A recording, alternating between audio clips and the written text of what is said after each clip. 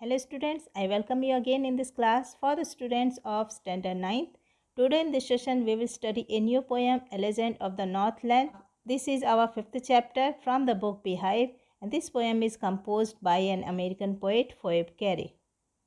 So students, here you can see the picture of two sisters, here Alice Carey and second one Phoebe Carey. So let's move to the poem, A Legend of the Northland. This poem narrates the legend of an old lady who angered Saint Peter because of a greed. Here legend means a traditional story. So let's read the poem. Away, away in the northland where the hours of the day are few and the nights are so long in winter that they cannot sleep them through. So students, A Legend of the Northland is a ballad which tells a story of Northland, which is a cold region where the nights are longer than the day in winter. So here this Northland could refer to any extremely cold country in the Earth's north polar region, such as Greenland, the northern region of Russia, Canada, Norway, etc. So in the region around the North Pole, Northland, the duration of the day is very less because its position is such that the sun's rays reach for a very less time.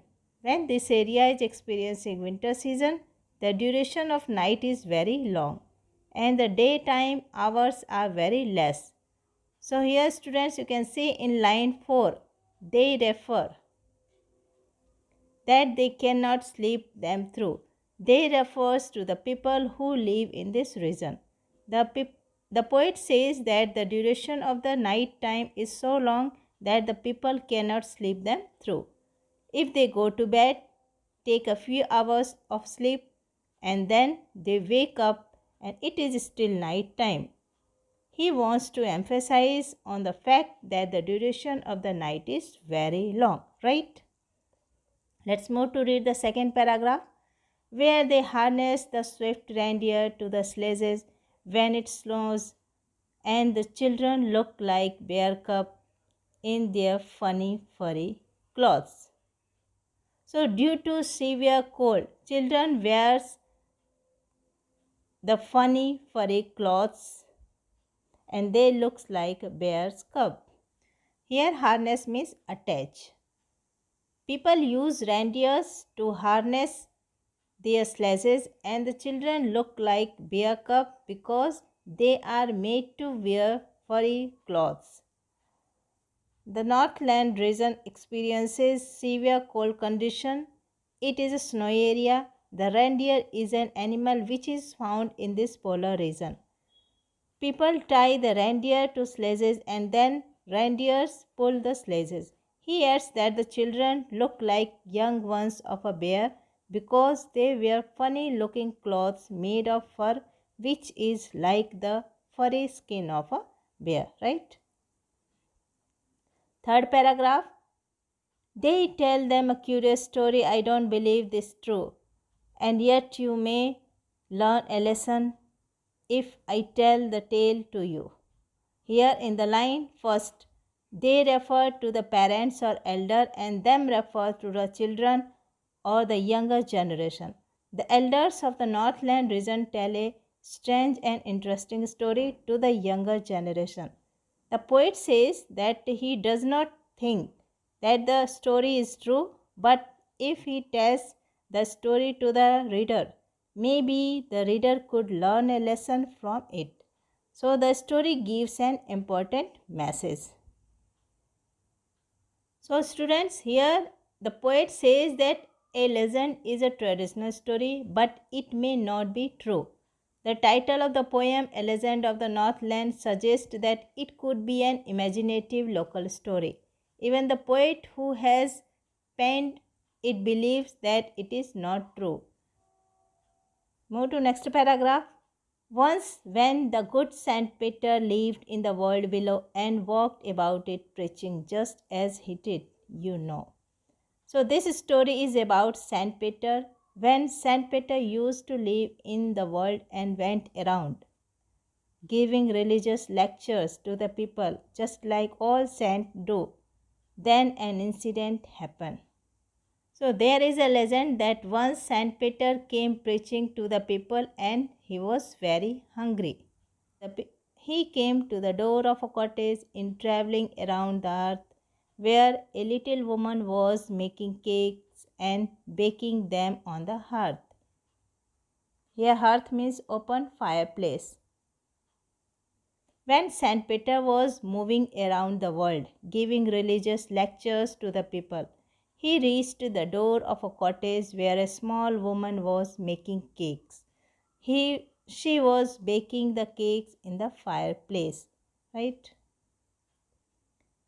And being faint with fasting for the day was almost done, he asked her from her store of cakes to give him a single one. So, here, as Saint Peter had not eaten anything the entire day, he was very hungry and was feeling weak. So, he went to this woman who was baking cakes and he asked for one cake out of the many cakes that she had baked. Right? So, she made a very little cake, but as it baking lay, she looked at it and thought it seemed too large to give away. Here it shows, this paragraph shows the greediness of the woman. The woman was selfish, greedy as well. She didn't give cake from her store. Instead, she started making a very small cake for Saint Peter. She didn't want to share her things, but when she put the cake for baking, she looked at it and thought that this cake was too big to give in to someone. Therefore, she needed another and still a smaller one, but it looked, when she turned it over, as large as the first had done. Here, needed means to make dough. So the little miser woman thought that the cake was too big to be given away. So she started making another smaller cake. So she started to make another dough and making another smaller cake. When she looked at that cake, she again felt that it was as big as previous one.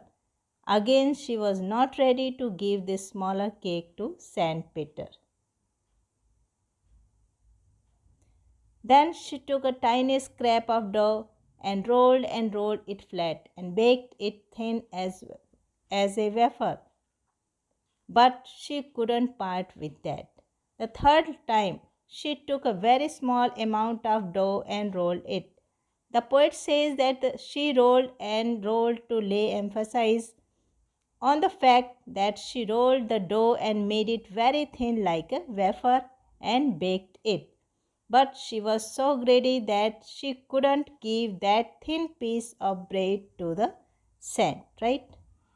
For she said, my cakes that seem too small when I eat of them myself are yet too large to give away. So she put them on the shelf.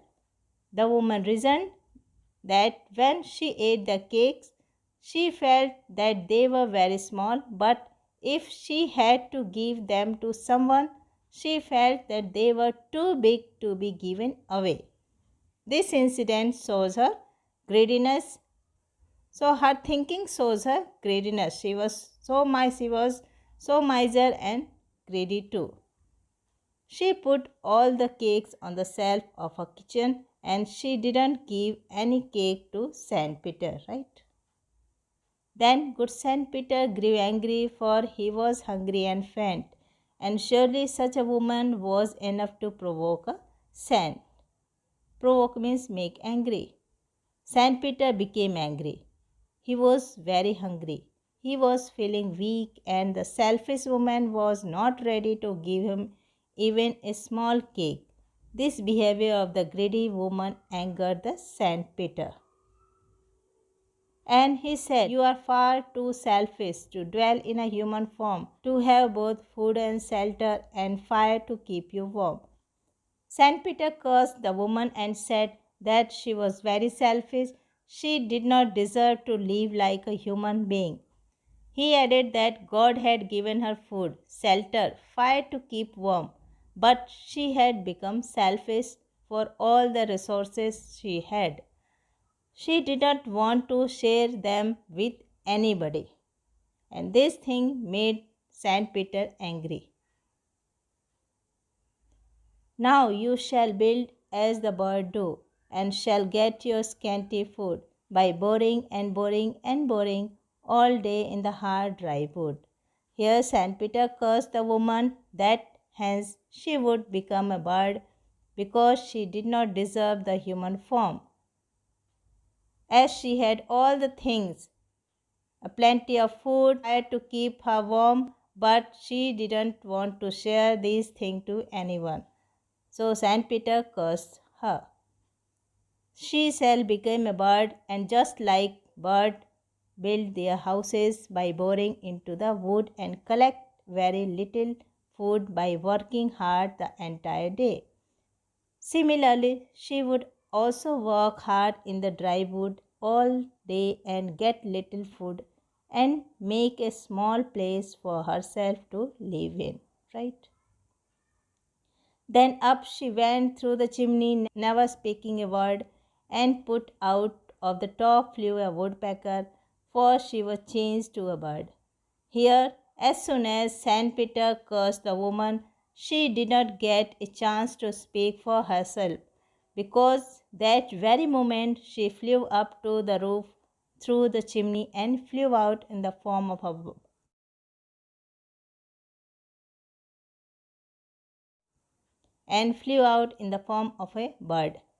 Saint Peter's curse had converted the woman into a bird.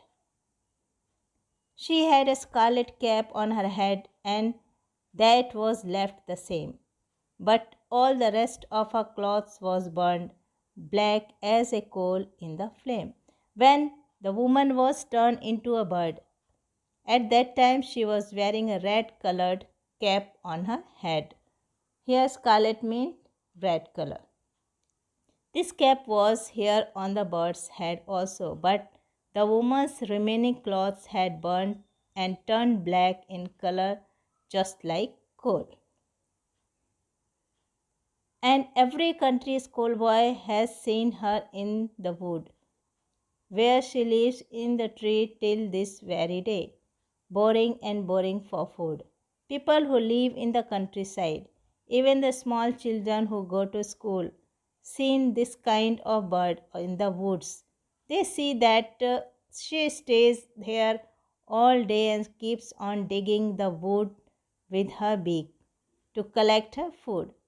Whenever any child sees this kind of bird, then his elder his elders tell him this story. They say that the bird used to be a woman earlier. She was very greedy, and so she was cursed by Saint Peter and turned into a bird. They get a teaching that they should not be greedy, right? So Saint Peter cursed her and transformed her into a woodpecker who has to bore in hard and dry wood to get its scanty food. And she can be seen in the trees all day boring and boring for food. So students, this poem also gives us a lesson, gives us a message, and the poem A Legend of the Northland has a message, though it is an imaginative story. It teaches us that we should not be greedy and selfish. True happiness comes from sharing and doing charity, especially to the needy. Right? So this is so students, that is all about the poem. Thank you all of you. Study well, keep learning.